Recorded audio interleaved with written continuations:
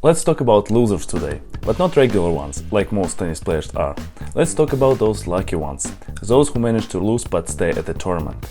Yes, let's talk about lucky losers. Today you're gonna hear stories from 5 different players, including myself, so stay tuned. Marek Polak says that my channel is the funniest, even funnier than some paychecks at the Challenger tournaments. I think you should trust Marek and subscribe to my channel. And he is the first winner of the giveaway announced a couple of weeks ago. The other 2 and how to get your prize later in this video. Yeah, those paychecks are really funny sometimes. That's why I need to make some on the side with my partners. And partner of today's video is Top Tennis Training. If you want to have a rest from my humor and actually learn how to play tennis, you should check them out. Using my affiliate link, obviously.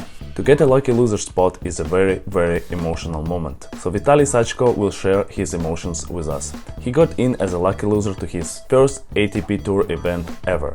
And on top of that, he got a chance to play against number 3 in the world, Dominic Thiem, on a center court of an ATP 500 in Vienna. Lucky bastard. Let's start when I lost the final of qualification. It was really sad match. I was winning all the time, break up in the second set, in the third set also, and in the end I lost the match. So it was really sad for me, but the only thing I could do, went to the supervisor office and asked if there is any chance, and he said I'm third lucky loser, so not big chances to get in. Anyways, I had the hotel paid until the next night, so I decided to stay and to wait. And on the next day I came to the supervisor in the morning and he said 2 lucky losers got in, so you are first out.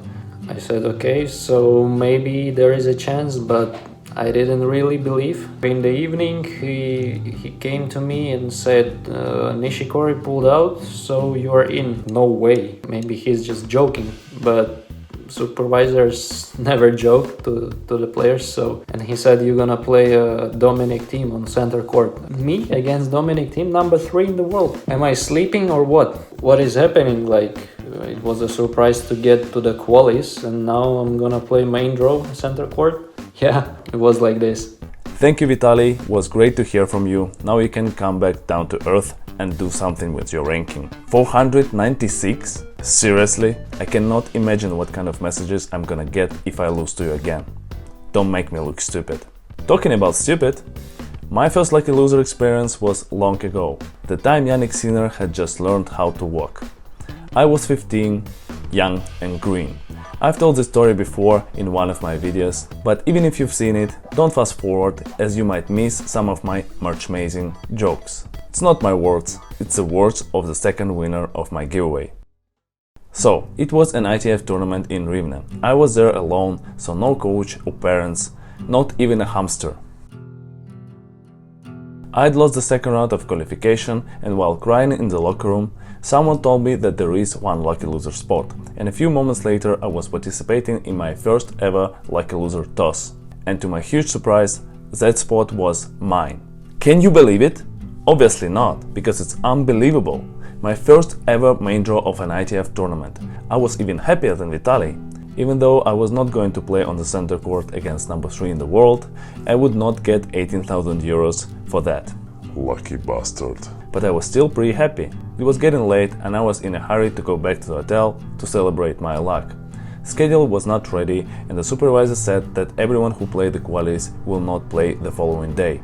Back in the day we were not getting the schedule by email or could check it online, so it would get to the hotel very late.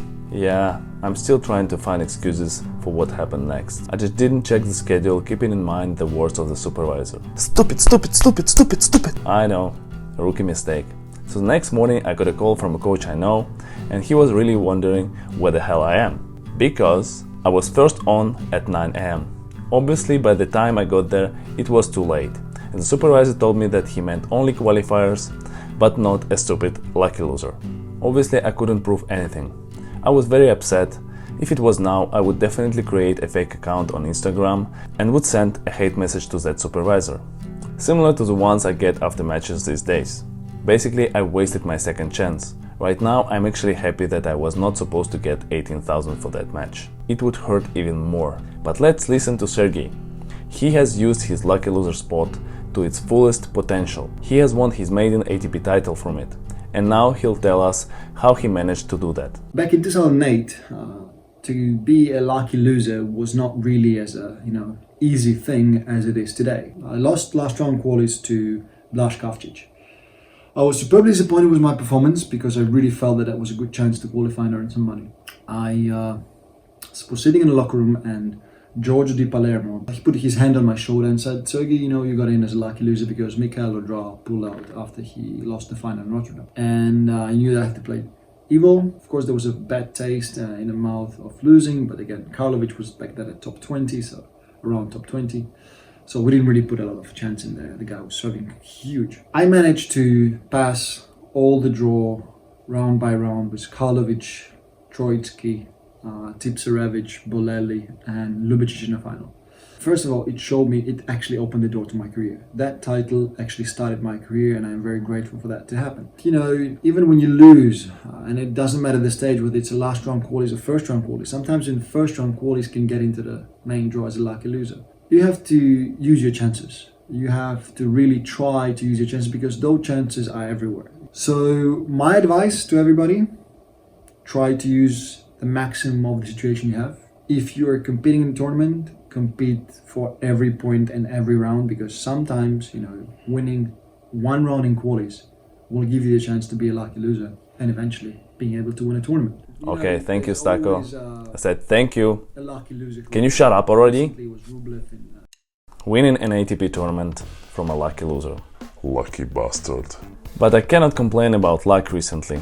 I got in as a lucky loser in 2 tournaments in a row. Hamburg Challenger and then next week in Sofia. 2 weeks in a row. I would say it's pretty damn lucky. But it still looks casual if you compare me to our next guest. This guy has completed the Lucky Loser Grand Slam in just 1 season. Yes, he got in as a lucky loser to all 4 Grand Slams in a row. Lucky bastard. And now he's gonna tell us how this achievement changed his life.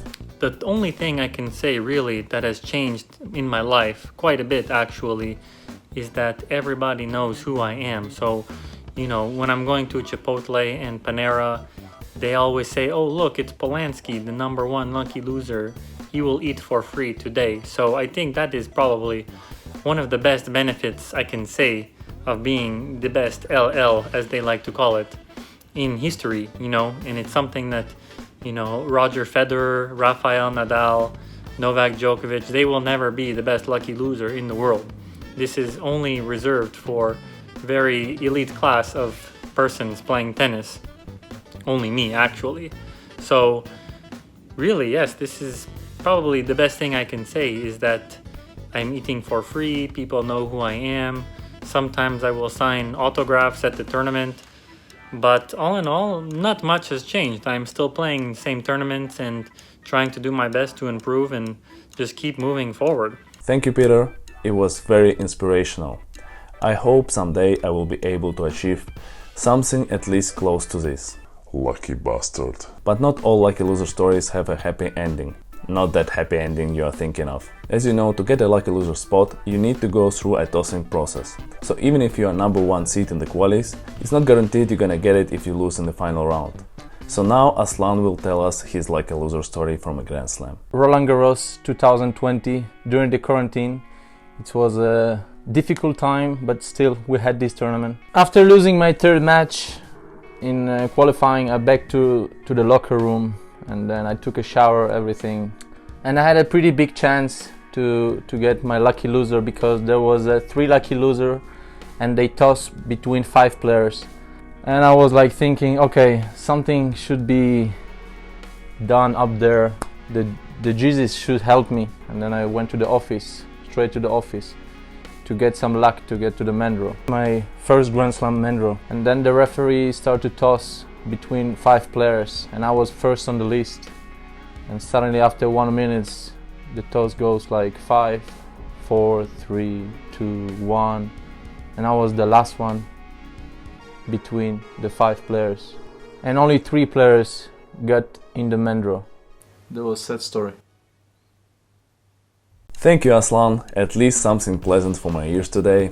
Bad luck, of course, but we've learned a good lesson from your story. Even if your chances to get the spot are high, you still have to block those shots before and during your final round of qualies. It's always better to be a qualifier than a lucky loser. And on top, because of a recent rule change at the ATPs and Challengers, you might not always get the first round prize money, like that lucky bastard Vitali. Lucky bastard. In case a player whose spot you are taking withdrew on site 2 times a year, he can take that first round prize money. And the lucky loser gets a chance to compete his prize money earned in qualies, any difference if he wins any matches in the main draw. That's what's actually happened to me in Hamburg and Sofia, so not that lucky after all. I hope you guys enjoyed this video. Please hit that like button if you did. One of my subscribers says that my channel, unlike my tennis, is pretty watchable.